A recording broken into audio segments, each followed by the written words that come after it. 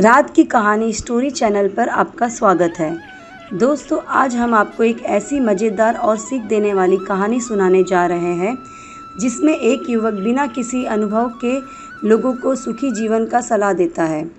उसकी बातें सुनकर सब लोग प्रभावित हो जाते हैं, लेकिन असली जीवन की चुनौती उसके सामने आती है तो क्या होता है। आइए जानते हैं चंद्रधर शर्मा गुलेरी की प्रसिद्ध कहानी सुखमय जीवन। परीक्षा देने के बाद और रिजल्ट आने से पहले का समय बहुत कठिन होता है। यह बात वही लोग समझ सकते हैं जिन्होंने इसका अनुभव किया हो। हर सुबह उठकर मैं गिनता था कि परीक्षा दिए कितने दिन हो गए और रिजल्ट आने में कितने दिन बाकी है। कभी डाकिये की आहट सुनकर ज़ोर ज़ोर से दिल धड़कने लगता था। अगर तार देने वाला दिखाई दे जाए तो डर के मारे हाथ पैर कांपने लगते। न दिन में चैन मिलता, न रात में नींद आती। हर समय रिज़ल्ट आने की चिंता लगी रहती।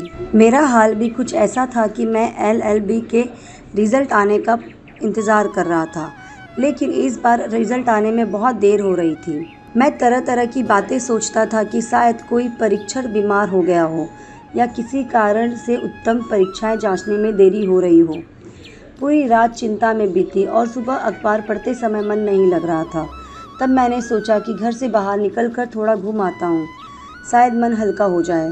मैं अपनी साइकिल लेकर निकल पड़ा। 3-4 मील चलने के बाद हरे भरे खेत और पक्षियों की आवाज़, किसानों के गीत और ठंडी हवा ने मेरे मन को शांत कर दिया। अब परीक्षा की चिंता कुछ कम हो गई थी। रास्ते में मैंने सोचा कि कलानगर जाकर अपने एक मित्र से मिल लूं। वे थोड़े अजीब स्वभाव के थे और हमेशा कहते थे कि उसी लड़की से शादी करेंगे जिसे वे सबसे पहले देखेंगे। विवाह की बात होने पर वे अपने विचारों पर लंबा भाषण देने लगते थे। रास्ते में मुझे उनके विवाह की बात याद आने लगी। उनके पिता उनकी शादी एक अमीर सेठ की बेटी से करना चाहते थे, लेकिन लोगों का कहना था कि लड़की बहुत छोटी उम्र की है और देखने में भी अच्छी नहीं। मेरे मित्र बाल विवाह और माता पिता की ज़बरदस्ती के खिलाफ भाषण देते थे, लेकिन अपने माता पिता के सामने कुछ नहीं बोल पाते। यह सोचते सोचते मैं समाज की बुराइयों के बारे में विचार करने लगा। तभी अचानक से मेरी साइकिल का टायर पंचर हो गया। शायद गांव के लड़कों ने सड़क पर कांटे डाल दिए थे। मेरे पास पंप भी नहीं थी। अब मुझे साइकिल खींचकर चलाना पड़ा। कलानगर अभी 7 मील दूर था। तेज धूप और कंकरीली सड़क और थकान के कारण मेरी हालत खराब हो गई।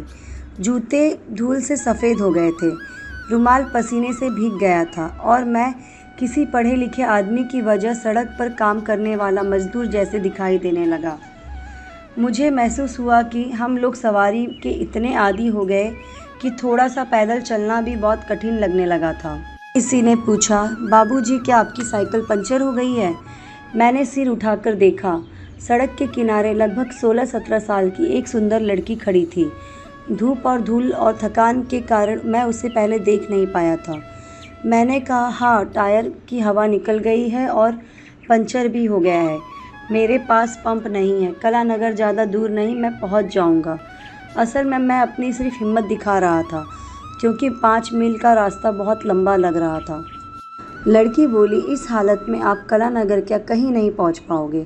अंदर चलिए, थोड़ा पानी पी लीजिए। मेरे चाचा जी की साइकिल में पंप है और हमारा नौकर गोविंदर पंचर ठीक कर देगा।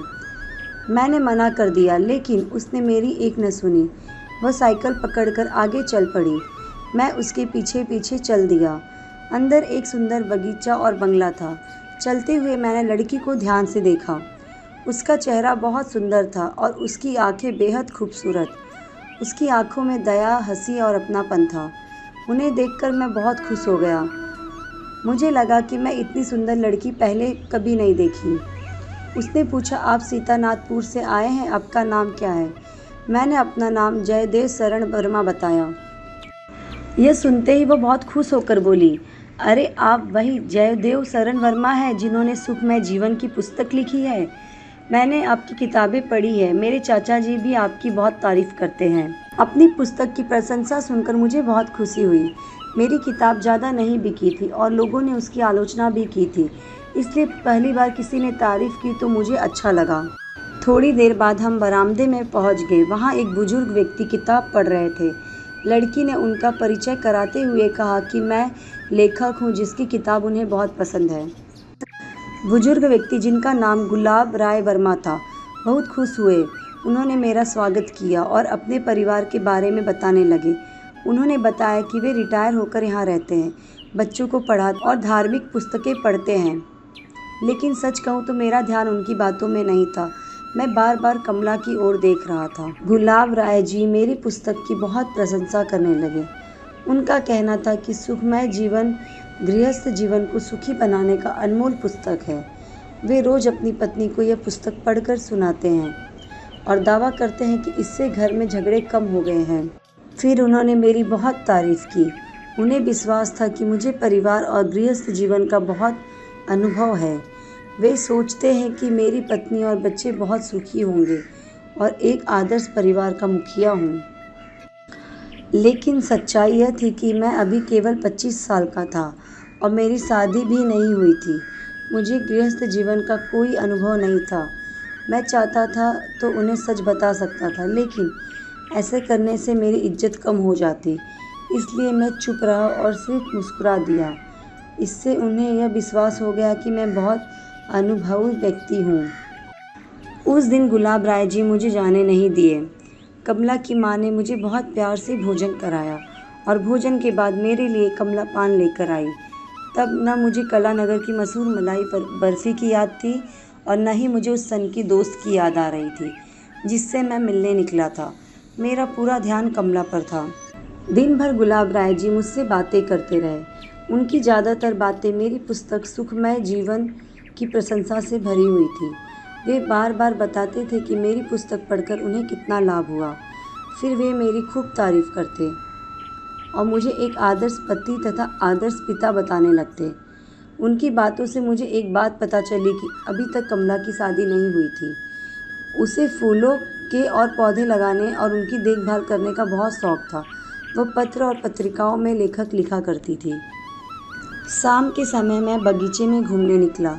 वहाँ मैंने देखा कि केले के पेड़ों के पास फूलों की सुंदर क्यारियाँ बनी हुई थी और कमला उन्हें पानी दे रही थी। उसे देखते ही मेरे मन में फिर से प्रेम का भावना जग उठी। सुबह से ही मैं उसकी सुंदरता और उसके व्यवहार से प्रभावित था, लेकिन अब मेरा प्रेम और बढ़ गया था। मैं सोचने लगा कि आज अपने दिल की बात कह दूँ। मैंने किताबों और उपासनाओं और नाटकों में प्रेमियों की बातें बहुत पढ़ी थी, इसलिए वही सब याद करने लगा। लेकिन समझ नहीं पा रहा था कि इतनी जल्दी किसी लड़की से प्रेम की बात कैसे की जाए।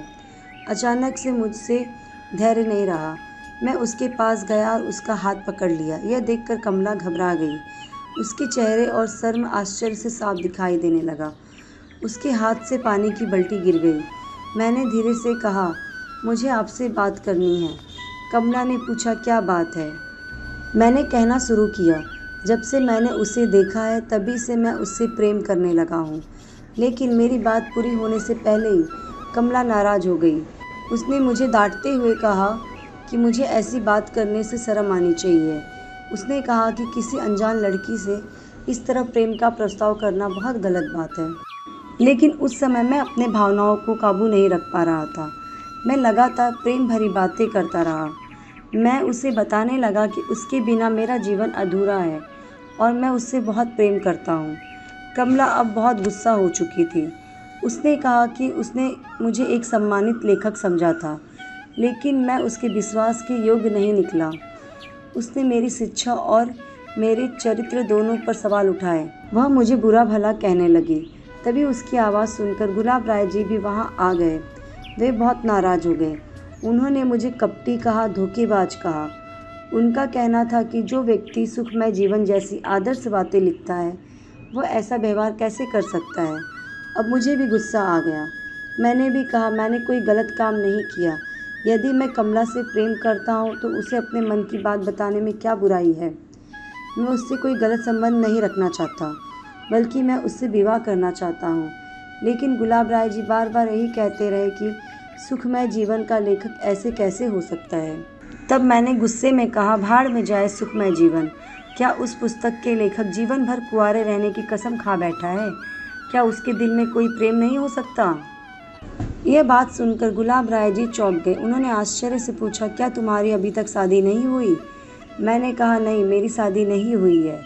मैं तो कमला से विवाह का प्रस्ताव रख रहा था, मैं चाहता था कि वो मेरी पत्नी बने और हम दोनों मिलकर सच्चे सुखमय जीवन का अनुभव करें। बाद में हम आपसे आके अनुमति लेते। अब गुलाब राय जी को सच्चाई समझ आने लगी। उन्हें एहसास हुआ कि मेरी पुस्तक पढ़कर उन्होंने मान लिया था कि मैं कई वर्षों से विवाहित हूँ और परिवार का बहुत अनुभव रखता हूँ, जबकि वास्तव में ऐसा नहीं था। इस पूरी बहस के दौरान मैं अनजाने में कमला का हाथ पकड़ा था। अब उसका भी गुस्सा धीरे धीरे शांत हो गया। उसने शर्म से अपनी आंखें झुका ली। उसके मन में अब गुस्से की जगह हल्की घबराहट और लज्जा थी। मैंने दोनों हाथ से उसका हाथ थाम लिया और गुलाब राय जी से विनम्रता से कहा, चाचा जी, उस पुस्तक की बात छोड़ दीजिए। सच तो यह है कि कमला की माँ सही कहती थी, अनुभव के बिना लिखी गई बातें अधूरी होती है। यदि आप अनुमति दें तो मैं कमला से मिलकर एक सच्चे सुखमय जीवन की शुरुआत करना चाहता हूँ। 10 साल बाद जो मैं पुस्तक लिखूंगा उसमें केवल किताबों की बातें नहीं होगी, बल्कि अपने जीवन की वास्तविक अनुभव भी होंगे। यह सुनकर गुलाब राय जी भावुक हो गए। उन्होंने चश्मा उतारा और आंखें पोंछने लगे। शायद उन्हें खुशी थी कि उनकी बेटी को एक योग्य जीवन साथी मिल गया, या शायद उन्हें यह स्वीकार करना पड़ रहा था कि उनकी पत्नी की बात सही निकली। अंत में वे मुस्कुराए और बोले, कमला, तुम्हारी माँ सही कहती थी, तुम दोनों मेरे साथ आओ। वे बंगले की ओर चल दिए। जैसे ही उनका पीठ मुड़ी, कमला ने शर्माते हुए अपनी आंखें बंद कर ली और धीरे से अपना सिर मेरे कंधे पर रख दिया। यही उनके लिए एक नए और सच्चे जीवन सुखमय की शुरुआत हुई। इस कहानी से हमें सीख मिलती है कि सुखी जीवन केवल बातों और किताबों के ज्ञान से नहीं चलता। जीवन में प्रेम, समझदारी, धैर्य, अनुभव बहुत ज़रूरी होते हैं। यही बातें इंसान के जीवन को सचमुच सुखमय बनाती हैं।